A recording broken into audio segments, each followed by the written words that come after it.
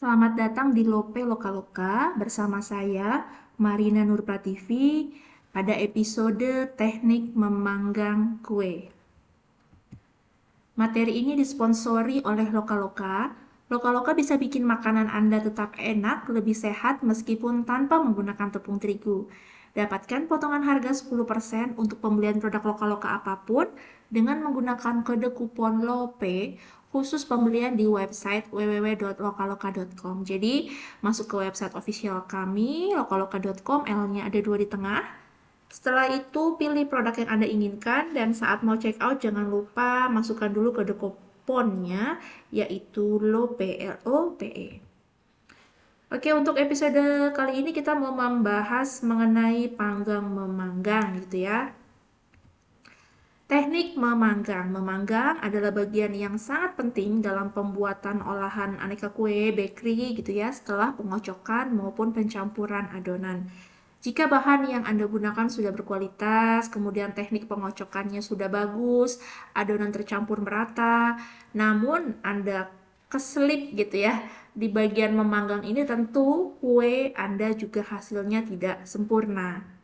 Gitu. Jadi yang pertama saran saya adalah kita harus mengenali karakter oven masing-masing. Pada awalnya mungkin kalau oven Anda baru, beberapa kali mungkin kue Anda itu gosong atau mungkin belum cukup matangnya gitu ya. Ke apa-apa itu untuk kita belajar memahami oven. Seperti saya eh, beberapa tahun yang lalu gitu ya, ketika oven listrik di rumah, oven listrik ya, ini bukan oven untuk apa namanya produksi maupun membuat konten di Lokaloka gitu, membuat resep-resep di dapur Lokaloka. Oven pribadi saya nih, oven listrik di rumah ganti merek pun saya masih harus belajar lagi. Yang biasanya saya memanggang di suhu sekian ternyata berbeda. Yang biasanya di bawah bisa ternyata mungkin mesti ditaruh di tengah kayak gitu ya. Jadi pertama, please Anda harus mengenali ovennya masing-masing. Kemudian pilih oven yang suhunya dapat diatur dan memiliki panas yang stabil dan merata. Jenis-jenis oven ini juga banyak ya. Ukurannya juga banyak, tujuannya juga beda, apakah penggunaan harian atau mungkin oven-oven besar yang memang untuk produksi skala banyak. Secara umum ada oven kompor, oven listrik, oven gas, maupun oven konveksi. Oke, sebelum digunakan oven ini harus sudah mencapai suhu yang diharapkan. Kalau oven Anda punya pengatur suhu, itu lebih enak ya. Jadi kita bisa mengatur suhu yang kita harapkan. Tapi kalau oven Anda masih oven kompor, nggak apa-apa. Itu juga bagus, bisa digunakan. Panaskan saja kira-kira 10-15 menit sebelum adonan dimasukkan. Ya. Kemudian ketika adonan sudah masuk, jangan penasaran ngecek-ngecek gitu ya, udah mateng belum gitu kan, gosong nggak ya gitu. Setidaknya mungkin di 20 menit awal ya kalau untuk cake ya. Intinya ketika adonan cake ini sudah mencapai pengembangan optimal, sudah ada perubahan warna, dan kira-kira sudah melewati 3/4 waktu pemanggangan yang disarankan. Jadi kalau cake itu bolehlah di 20 menit kita cek nih, misalnya oven kompor nggak kelihatan dari luar ya, dicek nih udah matang atau belum gitu. Nih ya, kemudian nih untuk aneka olahan gluten free ini saya kasih contoh untuk contoh suhu ya, contoh suhu untuk pemanggangan. Tapi ini hanya pedoman aja, bukan merupakan standar ya. Untuk cake umumnya dipanggang antara 180 sampai 190. Bisa juga ada juga yang oven di 170 aja udah panas gitu ya. Kayak oven saya tuh, saya kalau manggang cake nggak bisa di 180, 170 sampai 175. Kemudian cookies gluten free itu dipanggang pada suhu yang lebih rendah, antara 150 sampai 160. Kalau untuk roti, itu antara 170 sampai di 180 derajat Celcius. Kalau terlalu tinggi suhu untuk roti, sama untuk cake juga ya, kalau terlalu tinggi nanti kulitnya itu akan, kulit cake atau kulit rotinya, itu akan cepat sekali matang, cepat sekali berubah warna menjadi coklat, dan bagian dalam itu belum terlalu matang. Jadi nanti keras gitu ya. Keras adonannya itu kalau di bagian dalam itu kan kram. Keras adonannya itu apa? Remah-remah kue atau remah roti pada bagian luar itu akan sangat tebal dan coklat dan keras gitu. Sementara bagian dalamnya belum belum matang sempurna ya. Jadi jangan terlalu tinggi untuk memanggang roti gluten free. Yang butuh suhu tinggi itu sampai 200 derajat tuh kalau kita mau membuat kue sus, yaitu sampai di 200 derajat untuk di awal-awal 15 sampai 20 menit sampai buih pada kue sus itu menghilang. Jadi dia udah mengembang optimal, buih-buihnya menghilang, baru kita turunkan suhunya di 20 derajat lebih lebih rendah di 180-an. Ya untuk membuat teksturnya warna-warna kue susnya lebih kecoklatan. Oke ya, tipe-tipe memanggang ini juga ada yang namanya memanggang konvensional. Biasa aja, jadi adonan di loyang langsung dimasukkan pada oven, bisa di bagian tengah atau di bagian bawahnya gitu ya. Better di bagian tengah supaya panasnya merata dan bagian bawah cake tidak cepat gosong. Kemudian panggang adonan sesuai waktu dan suhu yang diperlukan dalam resep. Jadi di resep itu adalah waktu dan suhunya biasanya hanya pedoman aja.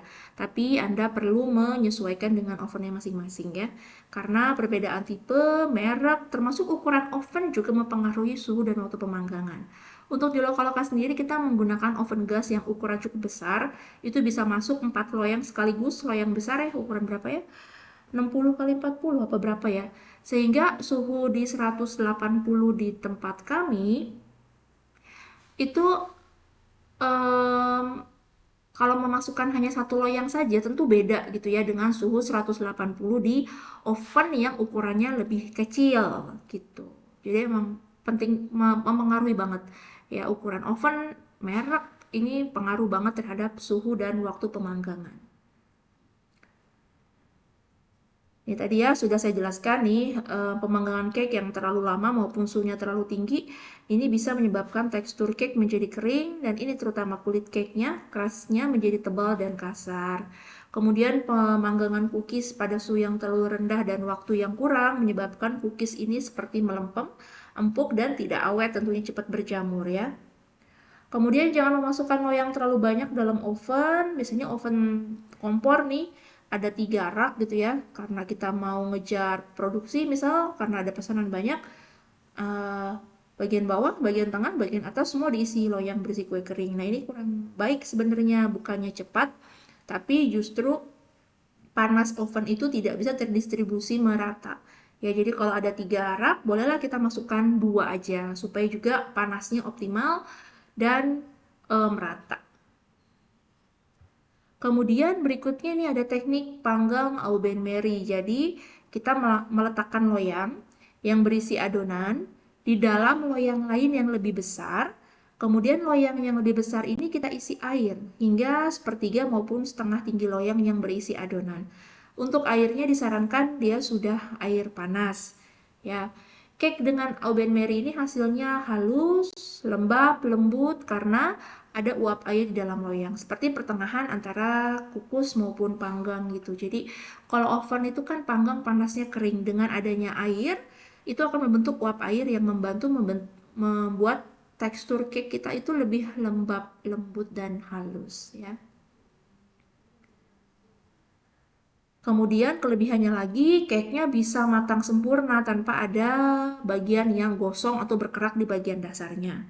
Jika perlu, bagian luar loyang yang berisi adonan itu bisa dilapis dengan aluminium foil ya, dan pastikan loyang Anda tidak bocor. Nah, selanjutnya yang perlu dipahami adalah bagaimana kita menguji kematangan ya. Beberapa jenis cookies itu akan matang dan mengeras sempurna setelah dikeluarkan dari oven. Kalau kita kelamaan mengeluarkan dari oven, proses pematangan cookies berlanjut di luar oven, akibatnya cookies kita warnanya akan sangat coklat dan kurang disukai.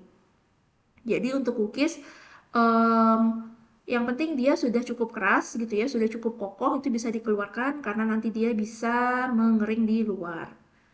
Tapi hati-hati juga jangan kurang waktu pemanggangan ya. Memang ini perlu jam terbang gitu. Untuk menguji kematangan ini perlu jam terbang.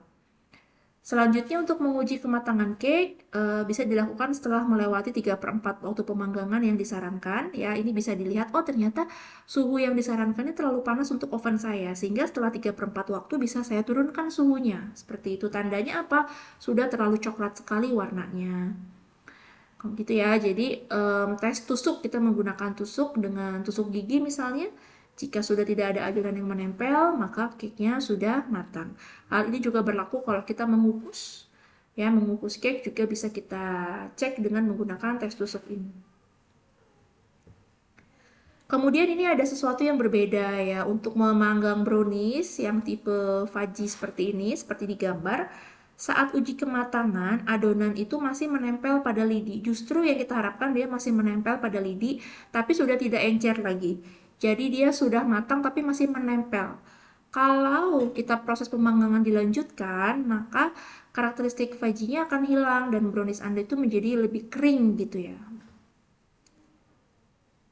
Oke, itu yang bisa saya sampaikan untuk teknik memanggang kue, terutama untuk cake dan cookies gluten free. Kalau ada yang ingin didiskusikan atau ditanyakan, boleh langsung kontak saya melalui email di marina@lokalloka.com ya. L-nya ada 2 di tengah, marina@lokalloka.com. Terima kasih sudah menyimak episode kali ini. Insya Allah nanti kita sambung ke episode selanjutnya.